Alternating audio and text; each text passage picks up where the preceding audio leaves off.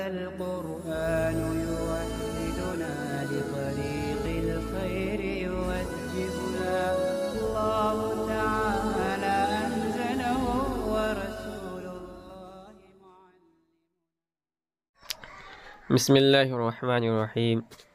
فصل در کسب و تجارت و اجارہ. یہ فصل کمائی، تجارت اور اجارے کی بیان میں. تو تین چیزیں ہو گئیں، کسب ہے، تجارت ہے، اجارہ ہے. کسب کے معنی آتے ہیں کمانا، یہ عام ہے. اور تجارت کے معنی آتے ہیں بزنس، خرید و فروخت، اس میں جو نفع ہوتا ہے نقصان ہوتا ہے، تو بزنس کو تجارت کہتے ہیں. اور اجارہ کے لفظی معنی آتے ہیں ٹھیکے کے آتے ہیں، اجرت کا بھی ترجمہ کیا جاتا ہے. تو ان سب کے احکام بیان کریں گے جو شریعت سے متعلق ہے. کون سی شکل کمائی کے اندر، تجارت کے اندر، اجارے کے اندر شریعت کے مزاج کے موافق ہے اور کون سے شریعت کے مزاج کے خلاف ہے. کہ در حدیث آمدہ کی طلب حلال فرض است بعد فرائض. کہ حدیث شریف کے اندر آیا ہے کہ حلال کا طلب کرنا یہ فرض ہے فرائض کے بعد. تو فرائض جو ہیں جیسے نماز ہے، زکوٰۃ ہے، حج ہے، یہ سب تو فرائض ہیں ہی، لیکن عبادات سے متعلق ہے. لیکن ان کے بعد جس طرح یہ اہم ہے اسی طرح حلال رزق کا طلب کرنا بھی فرض ہے. تو اللہ کے رسول صلی اللہ علیہ وسلم کی ایک دوسری حدیث ہے الحلال بین والحرام بین وبینہما مشتبہات لا یعلمها کثیر من الناس. یعنی حلال بھی واضح ہے، حرام بھی واضح ہے، اور ان دونوں کے درمیان کچھ مشتبہات ہیں جن کو بہت سارے لوگ نہیں جانتے. تو بہرکیف حلال کا فرض کرنا یہ بھی ایک اہم فریضہ ہے. کہہ رہا ہوں بہترین کسب عمل دست خود است. بہترین کمائی وہ ہے جو آدمی اپنے دستکاری کا کام کرے، اپنے ہاتھ سے کام کرے، تو یہ بہترین کمائی ہے. دستکاری کہتے ہیں کوئی بھی ہو، جیسے حضرت داؤد علیہ السلام کے لیے اللہ رب العزت نے لوہے کو نرم کر دیا تھا. وَأَلَنَّا لَهُ الْحَدِيدِ. ہمارے زمانے کے اندر لوہار جو لوہے کو بناتا ہے، آگ کی بھٹی پر گرم کرتا ہے، اس کے اندر کچھ نرمی آتی ہے، پھر اس کو ٹھوک بجا کر وہ کوئی سامان تیار کرتا ہے. لیکن اللہ رب العزت نے حضرت داؤد علیہ السلام کے لیے لوہے کو نرم کر دیا، تو اپنے ہاتھ سے جیسے چاہتے تھے موڑ لیتے تھے، اور اس سے وہ بہت ساری چیزیں بناتے تھے. اس میں سے خاص چیز تھی زرہ. یہ لوہے کا جالی دار لباس ہوتا ہے جو لڑائی وغیرہ میں کام آتا ہے. دشمن جب تلوار سے وار کرے تو آدمی اگر زرہ پہنا ہے تو بدن پر اس کا اثر نہیں ہوتا ہے. داؤد علیہ السلام عمل از دست خود می کرد. کہ داؤد علیہ السلام اپنے ہاتھ سے خود کام کیا کرتے تھے. ومی خورد اور کھاتے تھے. کہہ رہے زرہ می ساخت، وہ زرہ بنایا کرتے تھے. یہ بات یہ پوری ہو گئی. کہہ رہے دیگر بے مبرور بہتر است. کہہ رہے بہترین کام تو یہ کہ آدمی دستکاری کرے، اور اس کے بعد دوسرے نمبر پہ ہے بے مبرور. بے مبرور کیا مطلب ہے؟ یعنی بے کے پاک باشد از فساد و کراہیت. یعنی وہ خرید و فروخت جو فساد اور کراہیت سے خالی ہو، یہ بھی بہترین ہے کاموں کے اندر. اگر مبی مال نہ باشد، اگر مبی مال نہ ہو، تو یہاں سمجھیے تین چیزیں سمجھ لیجیے. ایک ہوتا ہے بائع، دوسرا ہوتا ہے مشتری. تو بائع کہتے ہیں وہ آدمی جو بیچنے والا ہے، اور مشتری اس آدمی کو کہتے ہیں جو خریدنے والا ہے. اور جس چیز کی خرید و فروخت ہو رہی ہے اسے مبیع کہا جاتا ہے. تو اگر مبیع مال نہ ہو، مثل میتہ، جیسے کہ مردار. تو مردار یہ مال نہیں ہے، اس لیے کہ شریعت یعنی مال تو ہے لیکن شریعت اس کو مال نہیں مانتی. یا خون، یا خون، یا حر، یا آزاد آدمی. تو ہمارے زمانے کے اندر تو آدمی کی خرید و فروخت کا رواج نہیں ہے. پہلے زمانے کے اندر انسانوں کے اندر دو قسم کے لوگ ہوتے تھے، آزاد اور غلام۔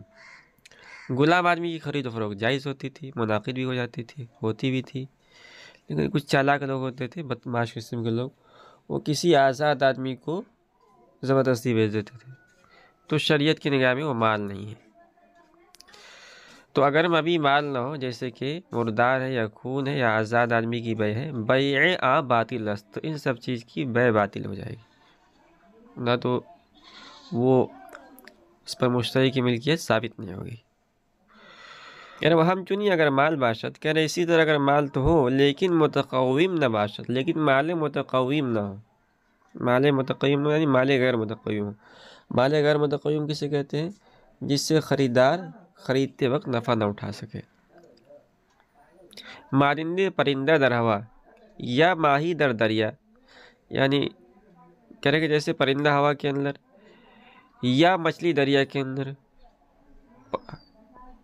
چڑیا ہے مثال کے طور پر اڑتی ہوئی جا رہی ہے، بائیں نے کہا کہ بعتو، میں نے اسے بیچ دیا، مشتری کہا میں نے اشتریتو، میں نے خرید لیا، تو یہ بیع باطل ہوگی، بیع منعقد نہیں۔ یا مچھلی دریا کے اندر ہے، سمندر کے اندر ہے، بائیں نے اسے بیچا، مشتری نے اسے خرید لیا، تو وہ بیع باطل ہو جائے گی۔ یا ومانندے خمر خوک، کہہ رہے اسی طرح جو ہے شراب اور سور کی خرید و فروخت، تو یہ سب مال غیر متقوم ہے، ان سب کی بیع باطل ہے۔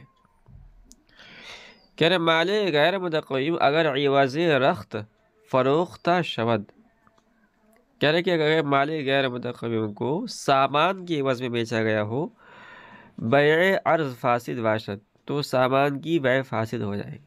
اب دیکھیے ہمارے زمانے کے اندر تو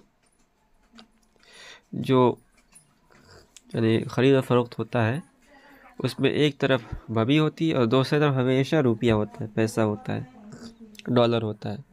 پہلے زمانے کے اندر یہ نہیں تھا۔ پہلے زمانے میں کیا تھا کہ جیسے ہمارے پاس گیہوں ہے اور ہمیں گھی کی ضرورت ہے، ہم مارکیٹ کے اندر گئے اور پھر ہم نے انتظار کیا، تو ایک آدمی آیا جسے گیہوں کی ضرورت تھی، ہم نے اسے گیہوں دیا اور اس کے پاس گھی تھا، اس نے ہمیں گھی دے دیا۔ تو اس طرح خرید و فروخت ہوتی تھی، صرف روپیہ کے بدلے خرید فروخت نہیں ہوتی تھی۔ تو کہہ رہے اگر کسی نے مال غیر متقوم کو، مثال کے طور پر شراب کو لے لیجیے، اس کو سامان کی عوض بیچا، تو کہہ رہے کہ بیع عرض فاسد باشد، جو سامان کی بیع ہے وہ فاسد ہو جائے گی۔ تو مانندے باطل است، شراب وغیرہ اس طرح کی چیزوں کی بیع باطل ہے۔ باطل کا مطلب ہے کہ خریدار اس کا مالک نہیں ہوگا۔ اب یہاں دو چیزیں ہیں، ایک تو باطل ہے، ایک فاسد ہے۔ بیع باطل بیع فاسد کے اندر تھوڑا سا فرق ہے، اس کو بیان کریں گے۔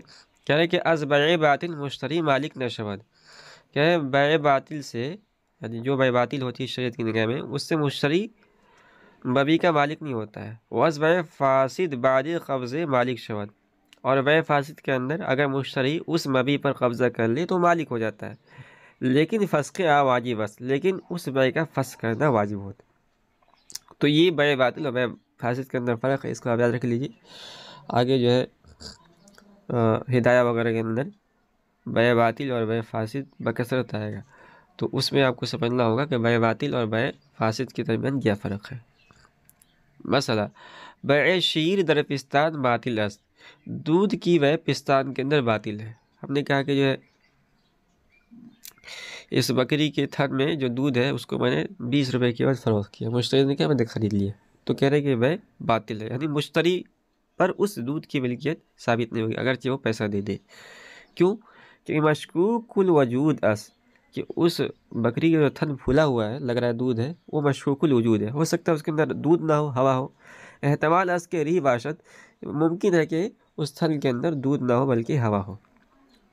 مسئلہ بیع کے انجام بمنازعت کشد، کہہ رہے وہ بیع جس کا انجام جھگڑے پر ہو، فاسد است، فاسد ہے۔